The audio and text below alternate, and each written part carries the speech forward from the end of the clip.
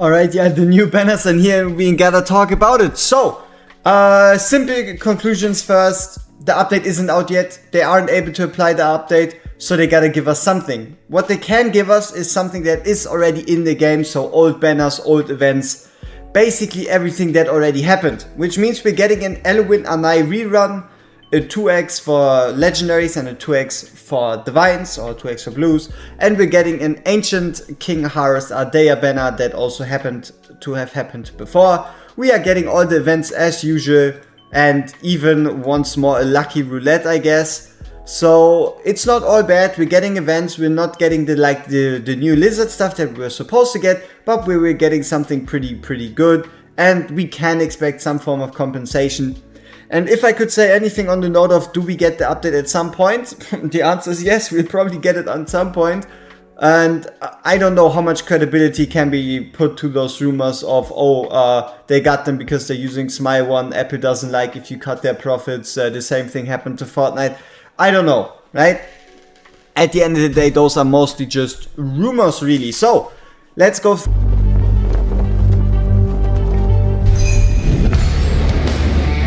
Our research begins.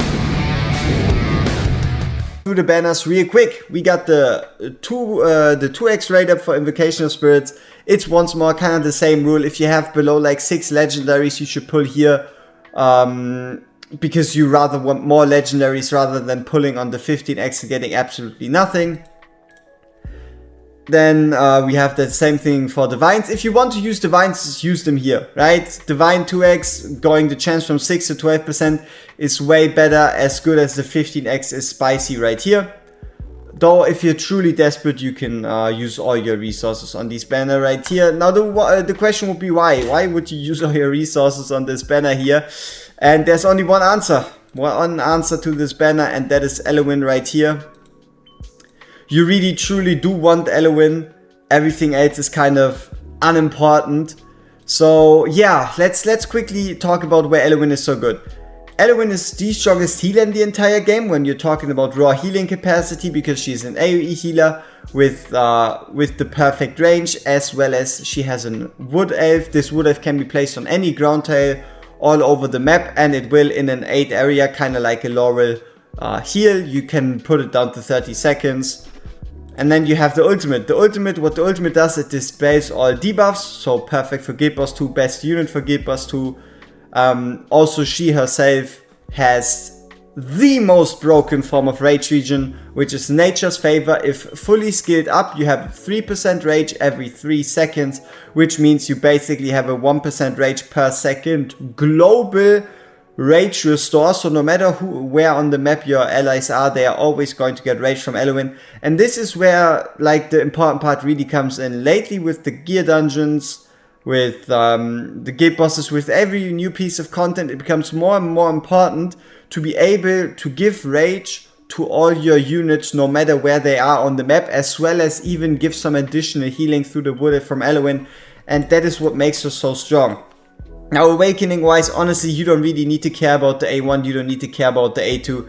The A3 is nice, but more of a whale bonus. The A4 is nice, and the A5 is a bit, yeah, if you have A5 Elowyn, you got A5 Elowyn anyway, and you'll make use of it.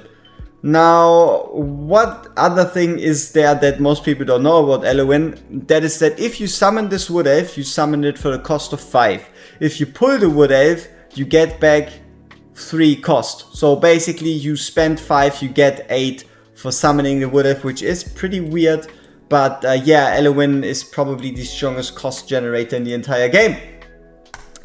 Then we have Anai. Now Anai gets shit on a lot by a lot of people, and I don't quite get it, right? Anai is pretty good, and especially if you combine her with like a Soul Cadence, Zillitu, Arrogance, Lust, anything that applies a burn, she only becomes better.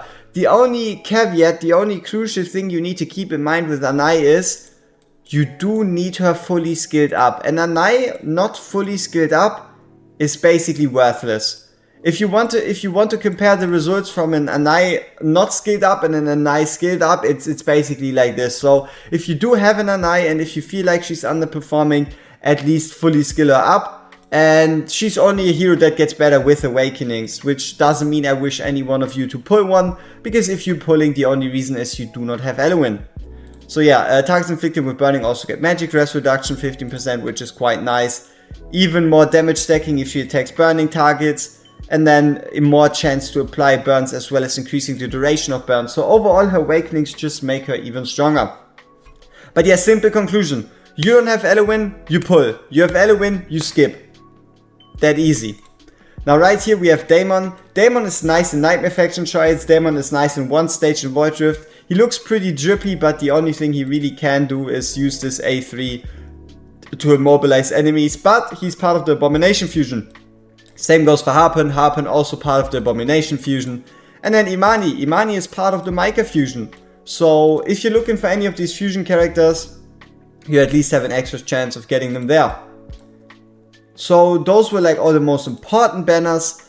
Now let's have a look at the King Harz Ardea banner. Now I know there's a lot of hype around Ardea, and Ardea is the best hero in the entire game. If there was any chance to even guarantee a shot at her, I would even concur with you. I would say, damn, she's incredible. She's really good in Arena, she's really good in Conqueror, she's really good in Epilogue. She deletes any ground units. She's buff, right? Look at her. But the problem is you cannot guarantee a normal legendary, right? So the advice really is, if you have any summons, sure, drop him. But the closer you get to pity, the less you want to summon on this banner. Because as great as King Harz is, he's just incomparable to the other units you could pull if King Harz wasn't rated up. King Harz is nice, but he can't compare to Vaulderans, Praetuses, Ingrids, even Elders. So yeah, if you have some Ancients to spare and you really want her, you don't really need her to complete all the content in the game. Like for example, Gear Dungeon 2 people thought you need her, you can just replace her with Volker, right? You don't need her, but she is a great addition to anyone's account. And yeah, King Harz, just try to evade him if in any way, shape or form possible. Try to evade that King Harz.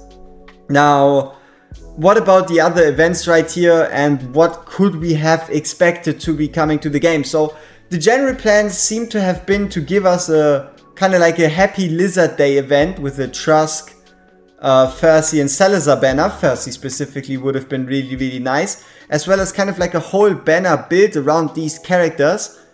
And then probably an event, probably event stages, event shop, and stuff like that. And all that isn't coming at the moment.